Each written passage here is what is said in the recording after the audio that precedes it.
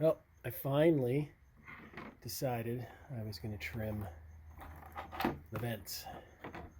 So you can see in here the way the vent works and the way this will go on, that this back part is going to cover the positive.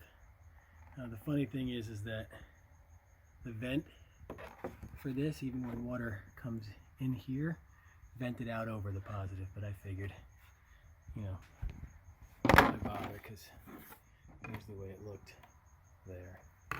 So these are easy. You pop off the inside, and you can see here what this is gonna look like and what it's gonna hit. I may put something over that negative, but for the most part,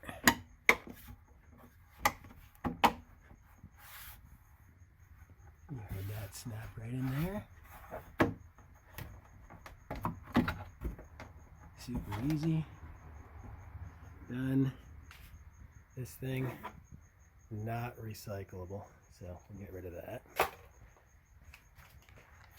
Here's the other. You can see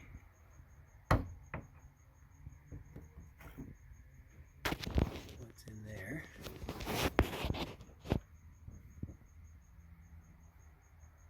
Okay. So on this one, you put the bottom plate in, you'll see where the water hole right here is. So I figured if it's going to drip over that, then everything here is fairly good, and I live in Phoenix, so who knows what it's really going to soak? Probably nothing. And that's it. And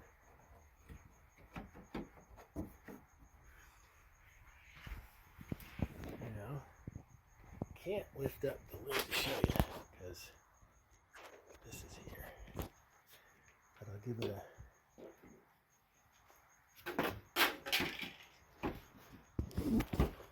the old try. See what I got here. I put in lifts. See all that air. So I got that going for breathing now.